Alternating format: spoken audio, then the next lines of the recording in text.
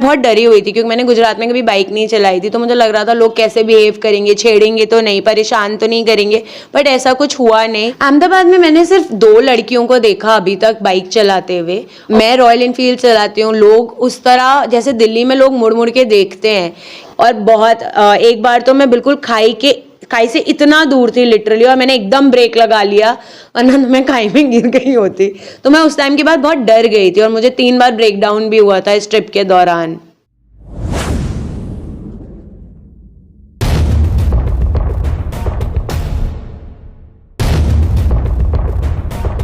બાઇકના પૈડા પર દેશની દીકરીની ગર્जना अथे मंजिल उन्हीं को मिलती है जिनके सपनों में जान होती है, पंखों से कुछ नहीं होता, हौसलों से उड़ान होती है। नमस्कार दर्शक मित्रों, न्यूज़ फॉर गुजरात में आपનું સ્વાગત છે। હું છું શરીફ કાંચી। મિત્રો, આજે મારે તમને એક એવી દેશની દીકરીની વાત કરવી છે જેણે સાબિત કરી દીધું છે કે ભારતની નારી હવે માત્ર ઘરની 4 દિવાલો સુધી સીમિત નથી। દિલ્હીની રહેવાસી આ વીર નારીએ પોતાની બાઇક પર સવાર થઈને દિલ્હીથી કાશ્મીર સુધીનો હજારો કિલોમીટરનો દુર્ગમ સફર ખેડીને એક નવો રેકોર્ડ સ્થાપિત કર્યો છે। મધ્યભાગ જોશ અને જુસ્સા સાથે વિચારો તો ખરા।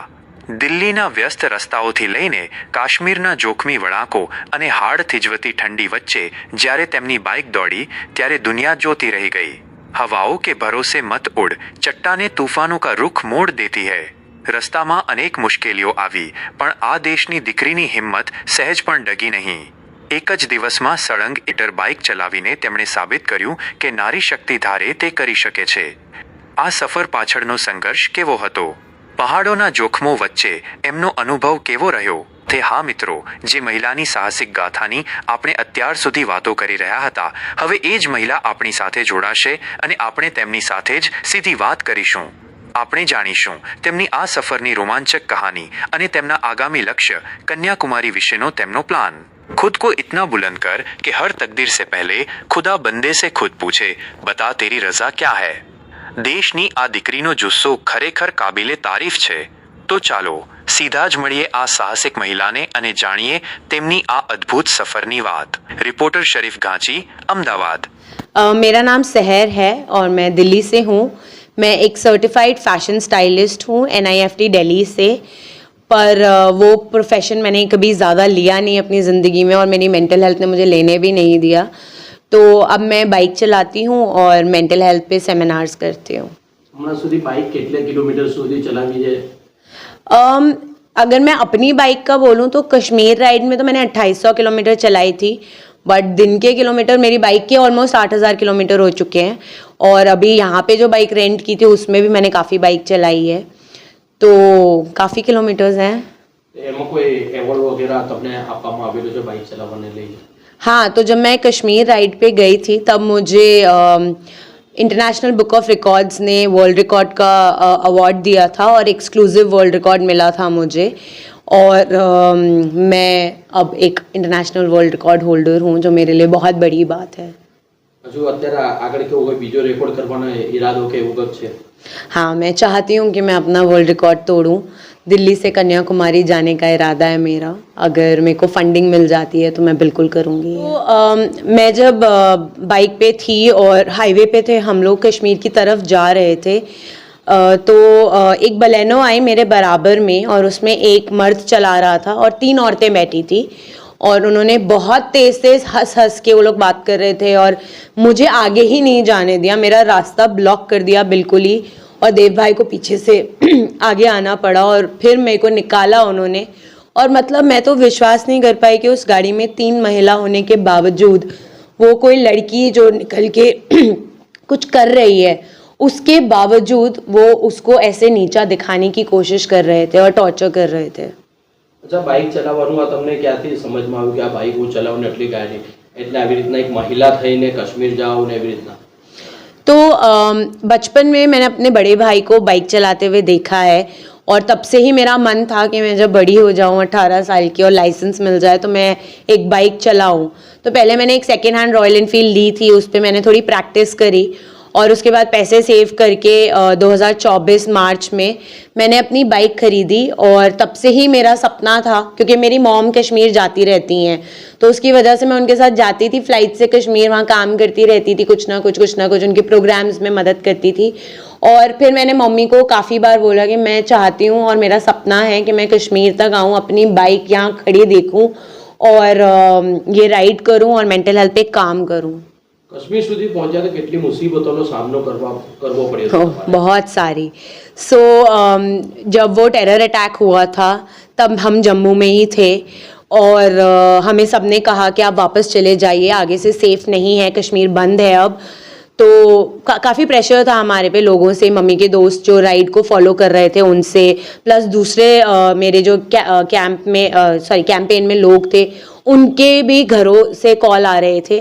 पर हमारा यही इरादा था कि हम आज अगर इस ट्रिप को छोड़कर चले गए वापस, तो फिर हम दोबारा किसी भी मेंटल हेल्थ पेशेंट अगर वो खड़े होकर कुछ करना चाहता है तो वो नहीं कर पाएगा और उसका भी इरादा हम तोड़ देंगे इस तरह। तो हमने ये राइड कंटिन्यू करी और कश्मीर में बहुत सारे हमें डिफ़िकल्टीज़ हुए। जैसे मेरे लिए लड़की होने के बावजूद मैंने 11,500 फीट पे बाइक चलाई। पीर पांजाल करके एक जगह है, वहाँ उस हाई स्पीड पे मैं पहुँची और वहाँ पे रोड्स नहीं थी, वहाँ से बर्फ़ थी, वहाँ बारिश थी। दोपहर के 2 बजे भी ऐसा लग रहा है, 11 बजे भी एक्चुअली ऐसा लग रहा था कि अंधेरा हो रखा है पूरी तरह। और बहुत मतलब ऊंची क्या बोलते खाई थी और मुझे बहुत डर लग रहा था उनसे। फिर बहुत ज़्यादा ठंड थी और हम में से कोई भी ठंड के कपड़े लेकर नहीं गया था, तो कैसे तैसे बर्फ़ में जम के हमने बाइक चलाई है। अच्छा, बाइक જ્યારે તમે ડ્રાઈવ કરતા હતા ત્યારે શું દિવસમાં ચલાવવામાં આવતી હતી અને કેટલો કિલોમીટર ચલાવતા હતા તમે રોજ ડેલી?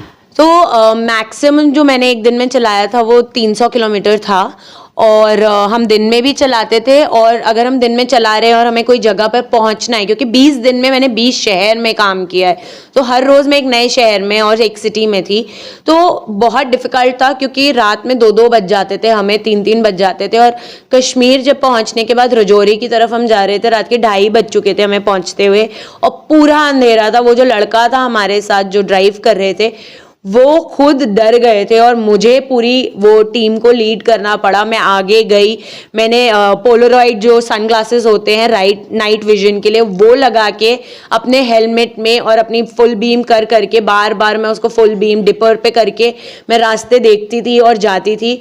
और बहुत एक बार तो मैं बिल्कुल खाई से इतना दूर थी लिटरली और मैंने एकदम ब्रेक लगा लिया वरना मैं खाई में गिर गई होती। तो मैं उस टाइम के बाद बहुत डर गई थी और मुझे 3 बार ब्रेक डाउन भी हुआ था इस ट्रिप के दौरान। अच्छा, છેલ્લો એક પ્રશ્ન છે કે આ જ્યારે ડ્રાઈવની લઈને તમારો પરિવારજનોનો અને તમારી ફેમિલીનો કેવી રીતના સપોર્ટ હતો તમને? मेरे पास हर तरह से सपोर्ट था। मेरे पूरी लाइफ में ऐसी कोई चीज़ नहीं है जो मैंने अपने माँ बाप के सपोर्ट के बिना की हो या लड़ झगड़ के ज़बरदस्ती की हो। और उन्होंने मुझे हमेशा, मेरी मॉम बहुत परेशान रही हैं पूरी राइड पे, पापा मम्मी पूरे टाइम कॉल करके अपडेट लेते रहते थे कि सहर कैसी है, सहर ठीक है, उसका ख्याल रख रहे हो तुम, उसने कुछ खाया नहीं खाया। तो सपोर्ट तो मेरे पास हमेशा से था और मैं बहुत लकी हूँ कि मुझे अडॉप्टेड चाइल्ड होने के बावजूद इतना प्यार मिला है अपने अडॉप्टेड पेरेंट्स से। अच्छा, અમદાવાદ આવ્યા અત્યારે તો અમદાવાદ કેવું લાગ્યું? અમદાવાદ ફર્યા તમે બાઇક લઈને તમારી, તો કેવું લાગ્યું અમદાવાદ? अहमदाबाद में मैंने सिर्फ 2 लड़कियों को देखा अभी तक बाइक चलाते हुए, और वो भी मतलब बेसिक सी बाइक। बट मैं रॉयल इनफील्ड चलाती हूँ। लोग उस तरह जैसे दिल्ली में लोग मुड़ के देखते हैं, यहाँ पे लोग देख रहे थे। और एक बार तो कोई बीच में से कट मार रहा था तो उन्होंने पीछे से बोला कि भाई देख के चलो ना, तो नूरजहाँ पीछे बैठी थी, उसने बोला ये भाई नहीं ये बहन है। तो काफ़ी फ़नी था वो।